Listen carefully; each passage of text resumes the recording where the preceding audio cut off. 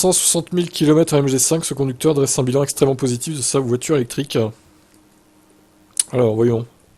Un professionnel anglais vient de passer les 160 000 km en seulement 2 ans. Et il roule lui, hein, 80 000 km par an. La batterie, bon après, hop, on passe à la suite. Une baisse de 6% de la capacité de sa batterie de traction après 120 000 km. On peut effectivement dire qu'il est pile poids dans cette moyenne. Ouais, ça va, franchement c'est raisonnable.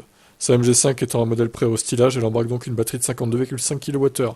Partant de là, le propriétaire estime avoir perdu seulement 22 km d'autonomie. Bon après, on pourra dire aussi que l'autonomie de base du véhicule n'est pas très haute.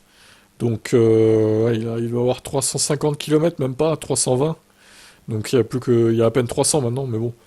Ça reste, vu le nombre de kilomètres, ça va. Ça reste pas non plus scandaleux, quoi, la perte. Mais après, encore une fois, quand t'as une voiture électrique, est-ce qu'il faut pas le rouler le plus possible en peu de temps, en fait, pour maximiser la durée de vie de la batterie?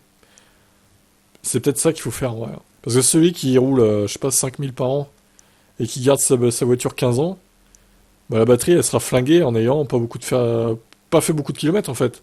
Elle sera autant flinguée qu'un mec qui a fait 400 000 kilomètres en 4 ans, en fait. Ou en 4-5 ans, quoi.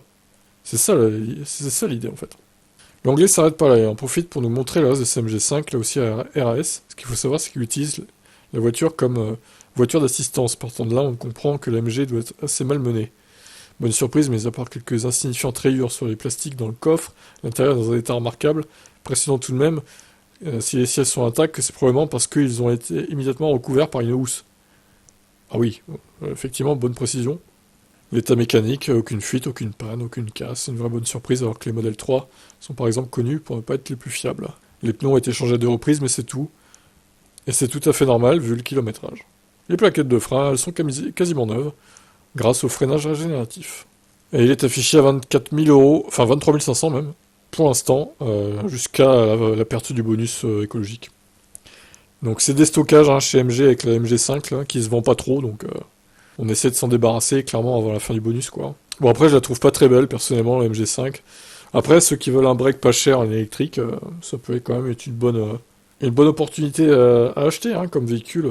Clairement un break électrique abordable, c'est toujours bien quoi. Pour ceux qui en ont l'usage. Bon, par contre niveau design, y a rien, y a rien de spécial quoi. Enfin, elle est ni moche ni belle en fait.